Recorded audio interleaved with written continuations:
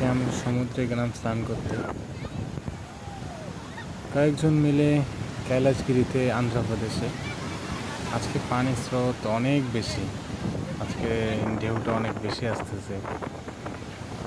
গতকালকে একজন ডুবে গেছিলো, আর খুঁজে পাওয়া যায়নি তাকে। সো আমরা স্নান করতেছি, বেশি দূরে যাইনি, তবুও ভালোই দূরে গিয়েছিলাম আমি। স্রোতটা অনেক বেশি, দাঁড়ানো যাচ্ছিল না। কারো কারো জুতাও চলে যাইতেছে পানির যে স্রোত।